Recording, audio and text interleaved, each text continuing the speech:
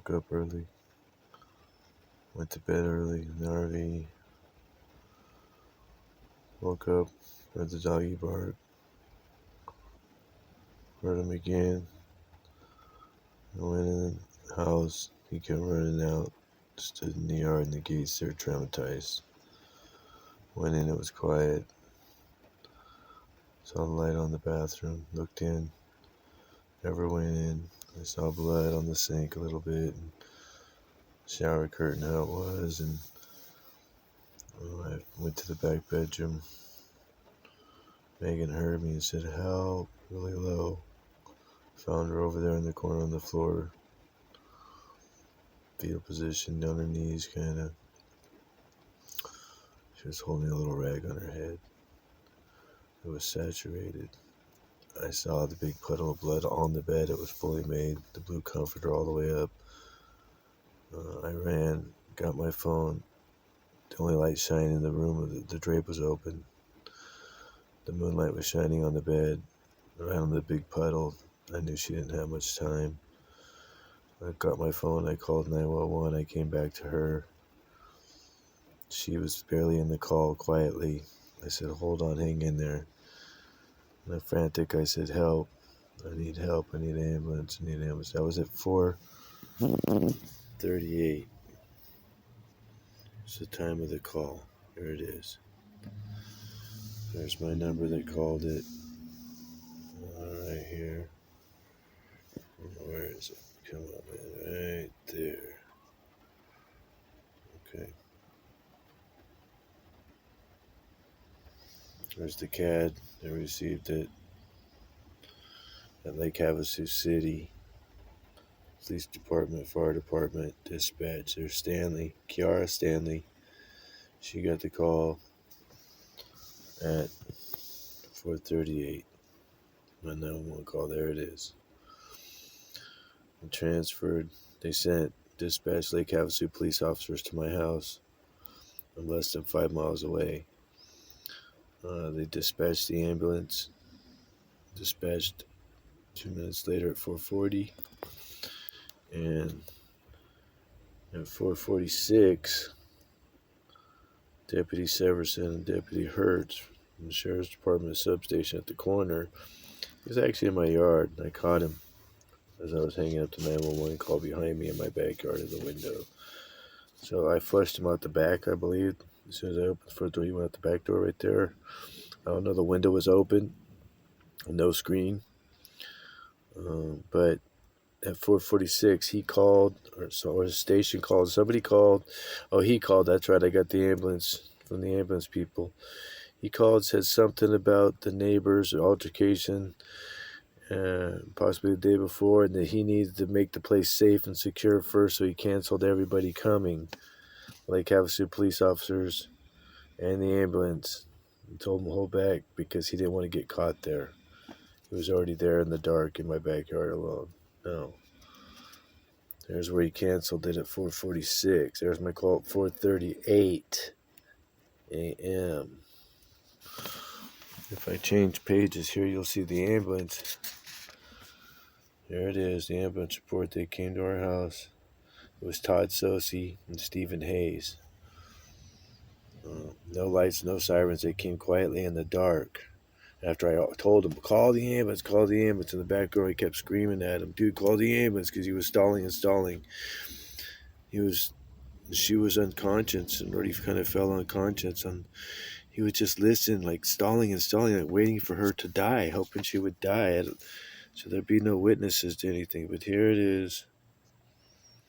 It shows they were there. Like I said, they received the call at 4:40. They were around the corner there. They came. They got close. They were canceled at 4:46, 6 minutes later, from him or his partner deputy or somebody. Probably Hertz. He was down the street in the call. You can hear it. Might have been there with her. And they were at her side. They're at the house at 4:50. Right there it says. They were by her side at 4:55. I took Todd Sosi and Stephen Hayes with the gurney into the building. They came pulling up dark, no lights, no sirens. as I put the boonie in the RV.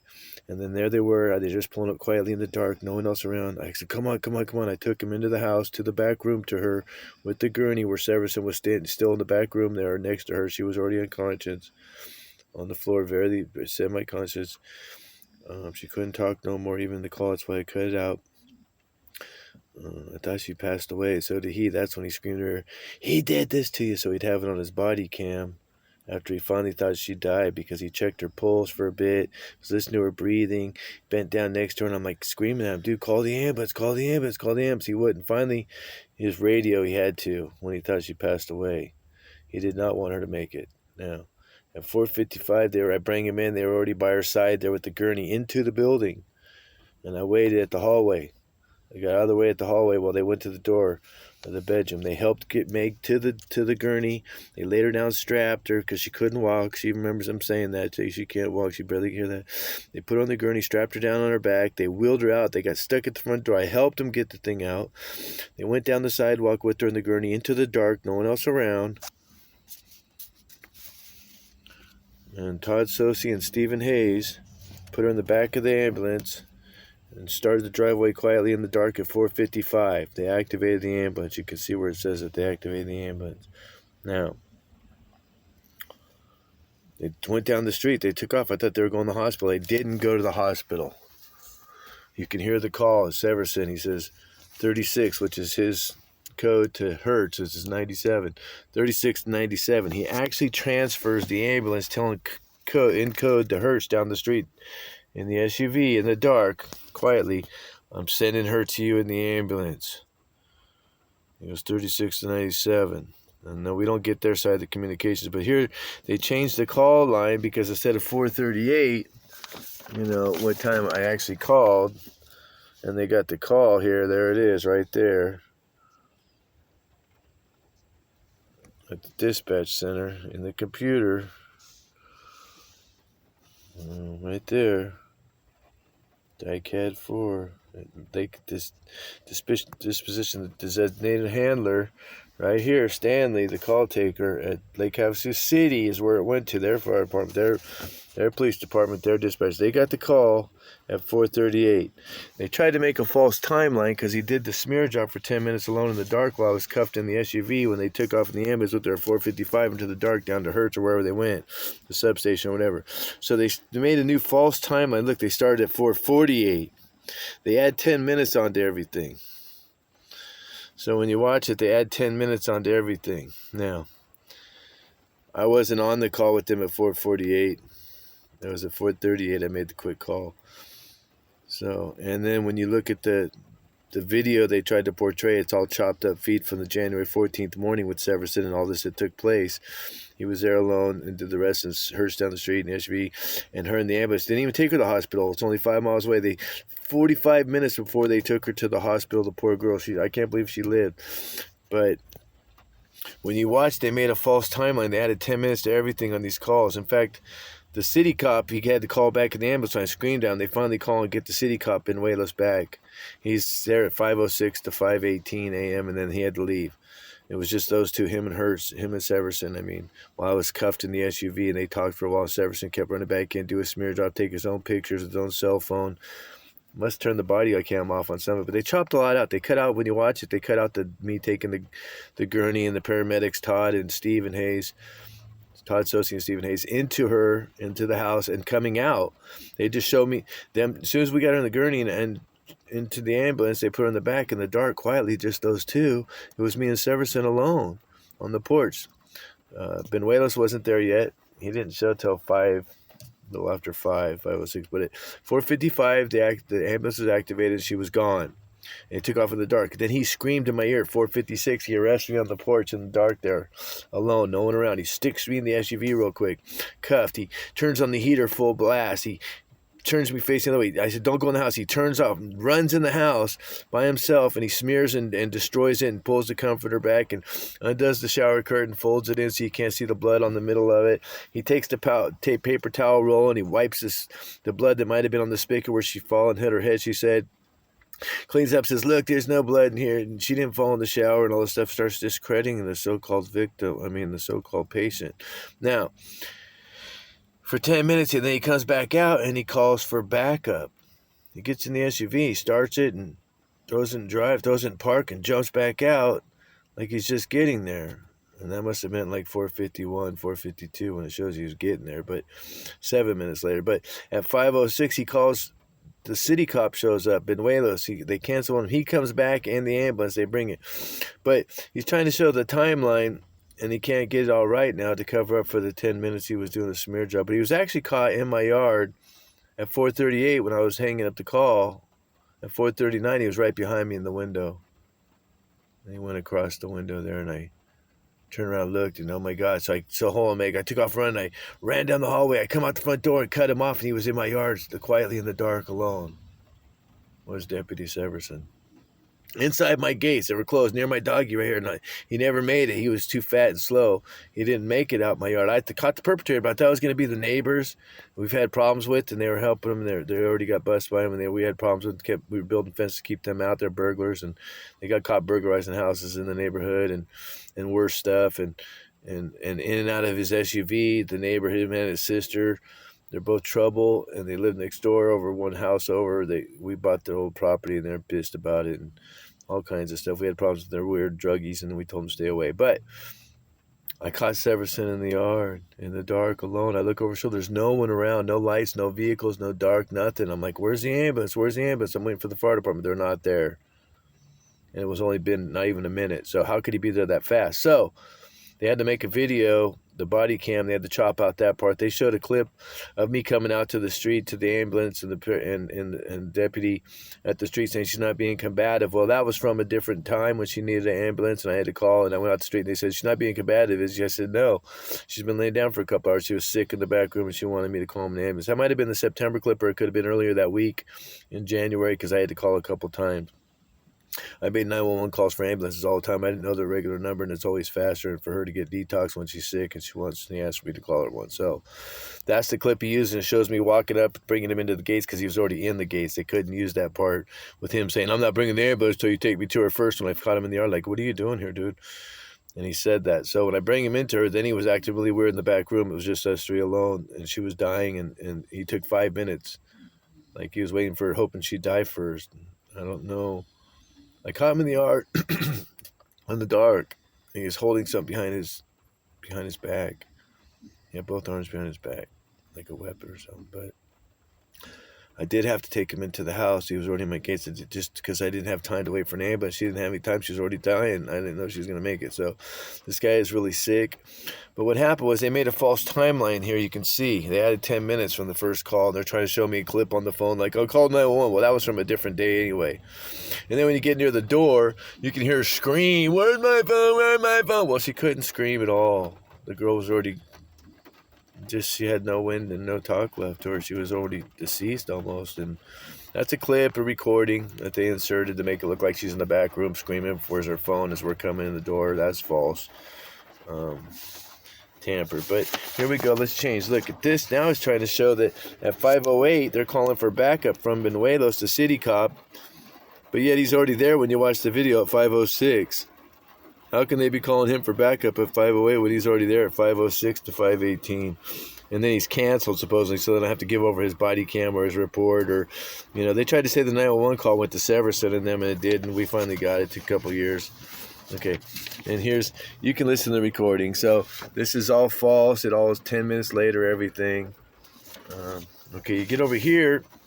He had me arrested from that morning, and he needed a clip. Said the fire department, Desert Hills around the corner, called him to secure the place to make it safe. Well, the city cops and the Lake Havasu City Police Department, fire department, actually got the call, and their dispatch, and they already dispatched police and the ambulance, and they were already coming around the corner. Well, this guy was already caught in the yard. Him and them, they were watching from this on the 14th, the night before. Hertz was at the hospital, trying to talk her into putting false charges on me. And he says, I'll be in the neighborhood. He heard me say I was going to sleep in the RV, and I'll take you in the morning to hug. They knew we'd be gone for a long time, and they didn't want me getting away. They already tried to get me for other stuff before this, like little weed sales with the neighbor and stuff. It wouldn't happen. I wouldn't sell them. Then they were wearing a wire. But he was a drug and gang task force guys. These guys ran the substation at the corner of our street. Now here's on the 6th, on the 15th, they had me in jail in that holding cell 14th the morning from 6 a.m. From all that day and all the next day, 24 hours, they had me in there, wouldn't even give me a phone call. And I was worried about her living and calling her family, my family, telling them that this guy's kidnapped me, this guy's did this, he's smearing the house, he's making a false report of false arrest, he's sick, and he tried to make my girlfriend die. And so I'm screaming for my phone calls, 500 times the first day probably. And then the next day on the 15th, they still got me in the holding cell. And then they were at my house. They called the fire department like 3 in the afternoon. They came and they just worked on the couch. And the neighbors came down, Don Danley and his wife. They're trying to bring the police again and trying to make it like, oh, she said this and she did this and Dan did this to me. They tried to tell her that I did this to her and took off. So she'd been drinking for a week straight and on her drugs. She didn't know. She just wanted rehab, and she's polluted. She has not had any rest or any sleep or stopped drinking for 7 to 8 straight days. So the girl is incoherent, not really with it, the poor girl. Plus she's injured severely. So they won't let her get to Hug or the hospital, and Havasu doesn't have a rehab or detox center thing program. They always kick her out in 10 minutes after I get her there when she wants help. It's like once a year, sometimes when she goes, and she does it for like a week till we get her better. When she asks for help, Dan, help, she thinks she's going to overdose and die, so I get her ambulance. She always has me call one. Well, here on the 16th, the 15th, they couldn't get a clip or nothing. They needed a clip of the fire department's taking her, being there, because they didn't have that from the 14th morning in the dark. Severson didn't have that. And he said in the report they called him around the corner of Desert Hills Fire Department to secure the scene. They didn't. He's trying to make himself okay to be there and get a clip of them actually there because they didn't have that. So Hertz was there with him. You can hear him in the call down the street, and he already said he'd be in the neighborhood he'd watch. And that was the day before from Danley's false call on the 13th. And then they tried to make a video clip around that, like she called him for help, and she didn't. She didn't call Hertz. So it was Hertz and Severson the whole time, and Don Danley with this false call on the 13th. Well, on the 14th, they did this arrest, the false arrest the next morning. So on the 15th, they bring the fire department, and nothing happened. They just worked around the couch. She wouldn't leave the house. She said, I wouldn't leave the house. Nope, I'm not going out there. On the 16th, they still got me in the holding cell, would not give me a call. This is the third day now. On the 16th, they came back. Hertz was there at 3 o'clock in the afternoon, right here. And then trying to interrogate her and trying to intimidate her and telling her I took off, don't know where I am, and I won't, I did this to her, and trying to influence her. All she wants is hug and wants the hospital or San Diego. She can't leave. She needs detox still. She's still sick and overdosed and still drinking.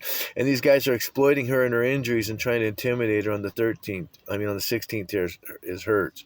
Now, he tries to interrogate her and influence, and when they won't give her help until she's trying to say shit that he wants her to say. They come back. Severson comes back on the 16th that night at 8 p.m. Here it is. And he's trying to intimidate her. And he needs a dark clip. It's got to be dark background for the fire department walking around. So that he forces her out of the house. And he gets that clip where you hear it. He says, oh, don't lie to me again. Don't lie to me. And they're like keeping her hostage. They're torturing, keeping her hostage. She needs a hospital in Southern Cal. And to get her to say what they want her to say, Severson, because he's covering up for his ass, because he might have actually done this to her. He was caught there in my dark backyard that morning as soon as I found her. And I wouldn't have found her if I woke up normal time, 6 a.m. Wouldn't have found her in time, and they knew that she'd already been deceased. And so I think I flushed them out. I think I caught them in time, and they're covering their butt is what's going on here. Hertz and Severson were there, and they couldn't get to me in the RV, so they tried to take her, I believe, and did this to her, and then tried to get in the house and blame me and make it look like me. But here he is, 8 o'clock at night on the 16th. He comes back. Severson does, and called 911 call, and he gets this clips for us. Now he forces the fire department. They walk her out. And walk her towards the street to gurney her so he can get the dark clip of the fire department, Desert Hills Fire Department, walking her out. And they used that clip for the January 14th morning false video fabrication evidence that he created to make it look like the Desert Hills Fire Department called her, and they took her out. They called him, to secure the scene, and they took her out. They were there and stuff, but it's actually a clip from this right here. This is it. And this is from the 16th at 8 p.m. at night. So they got the dark clip. Severson got that clip. Don't lie to me this time. And then inserted it for the 14th morning. So the beginning of the January 14th morning video, they show a different day. Actually, it was a different dark time when I called for an ambulance probably from September. And the ambulance pulled. They said, no, she's being combative. I said, no, she's not. And she's not being combative. And she's been laying down a couple hours because she was sick in the back room that time. But I bring him in through the house because we had the back door barricaded because of the burglarizing neighbors that were busted in trouble. So that's the clip they used of me bringing someone into the house and going through that way to start it off with. Well, then he used a clip of the fire department, 3 fire department guys walking her out. And then supposedly I'm sitting in the SUV there and screaming, don't let him take me to jail, Megan. Don't let him do this to me. And they're walking her by me supposedly, but you can't see me. It's not real. It's actually a clip of those 3 fire department guys walking her out to the gurney of the street at this time right here. At dark time, 8 at night from Severson. He's having them do this, the same 3 guys from the Desert Hills, which is at the corner to our left right there, only less than a minute away. So they got this clip now, and they make it look like they're walking her by me, and it's dark, and it's supposedly that morning of the 14th, which it wasn't. And I screamed, don't let him take me to jail, Megan. Don't let him do this to me. Well, that wasn't true. That was a clip from me opening the RV window when Hertz was there one day trying to interview her out next to his car, and he's saying, I'll take you to jail, and she's saying some stuff, and she was buzzed, and that was a different time. And I opened the window and said, don't let him take me to jail, Megan, because he was threatening to take me to jail, Hertz was. And they took that voice clip of me opening the RV window and opening the window and saying it, and then inserted it to make it sound like I was saying that while I was in the SUV that morning on the 14th, which I didn't say that at all. I was getting a breath of air because he finally opened. He had the heater on. He says, oh, I turned on the air conditioner to accommodate Mr. Film. He actually turned the heater on full blast there, and I was in there for 20 minutes just getting cooked and no oxygen and panicking. My girlfriend's going to die, and this guy's helping it, and I need to call her family, and they need to get to be able to see her in time, and what's going on, what this guy's doing. So there it is right there. There's the call. Severson was there that night on the 16th. Hertz was there earlier, like 5-6 hours earlier. And you hear it when you listen to the January 14th morning video, the fake evidence they created. That one fireman goes, your deputy was just here 6 hours ago. He goes, I know, I talked to him. Severson says, I know, I talked to him. He said, we're going to clear if you don't mind. He says, okay, have a good night. You do the same. Severson says, well, this is the clip they used. And he actually forced them to drag her out of the house. She said, they've dragged her out of the house just to get this clip. Severson couldn't wait no longer. I'd already been in custody in that holding cell for over 2 days, 2.5 days. After he got this clip, they arrested me. I mean, they charged me falsely at the jail there and kept me for another 4 more days without a phone call with the false charge from Severson covering his butt. Now, you get over here. This is the one, the September. Here you go, where there was a 911 call. She's alcohol overdose. And that could have been the clip, or it could have been from earlier that week in January. They took the clip to start off the January 14th morning in the dark. She needed an ambulance, and she was sick. Get to the hospital. Here's her alcohol content. Unbelievable. Poor girl and injured. Look at 332. Okay. So when you look at all this, you can say patient arrived, and, there it is, almost an hour later from my call, and it's only 5 miles to the hospital. The reports were influenced. They told the ambulance guys that I assaulted her, is what Severson told them. And then he told the fire department that. He told everybody that. Here's actually, I tried to get it moved out of this county because they're all in trouble. They're all part of this, and they wouldn't allow it. They rejected all my motions, dismissal, subpoena the sheriff's department for their records for the whole month of January at our house, and all the other times they were trying to get us. Severson was running the substation at the corner. He was running 7 deputies for the Drug and Gang Task Force, and he was trying to get me on some sales of weed. And then the neighbors, we had problems with both neighbors because of the property. The ones to our right that they were working, helping him, and then the one, Don Danley especially, because he couldn't get our property. So they added 10 minutes to the timeline. They tried to make it look like my call was at 4:48, and it was actually at 4:38.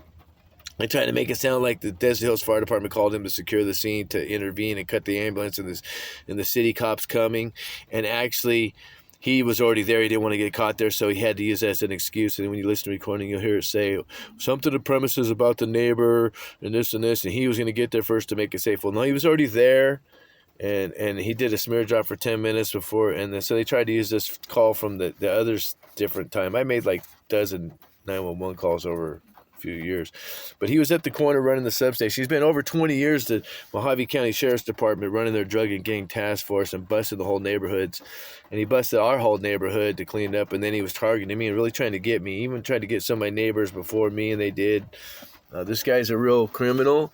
Again, here's my call. We finally got it. Took 2 years. They clipped it all up. It's all chopped up. And it went to the call center over here at Lake Havasu City. It didn't go to Desert Hills Fire Department. It went to Lake Havasu City. Because we are a Lake Havasu City address. He just wanted to intervene. He didn't want to get caught there. And he might have actually did this to my girlfriend that morning because I caught him there. He's not supposed to be in our backyard in the dark inside our gates. As I'm hanging up the phone, he ran. I caught him. I thought I was catching a perpetrator, but I caught him still in the dark in my yard. Like, what are you doing, dude? What are you doing here? There was no one else around. It's horrible. He canceled. How do you cancel our ambulance coming? And everybody, they're trying to say, oh, well, he had the stage make it safe and secure, safe. He's going to make it safe for him. He's cutting all the police and everybody coming to make it safe for her, for him to, for the ambulance when we didn't need him to intervene. He wasn't supposed to. He just had to keep everybody from catching him and give himself some time to cover his butt. What he did there hurts in them. And he was alone and he had to cover his butt.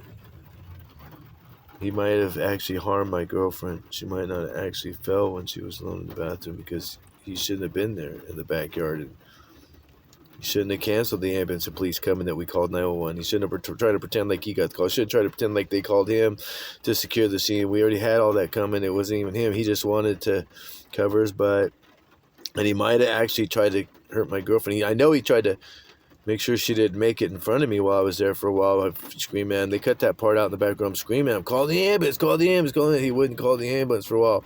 And then when he thought she passed away officially, he screamed in her ear. They cut that out.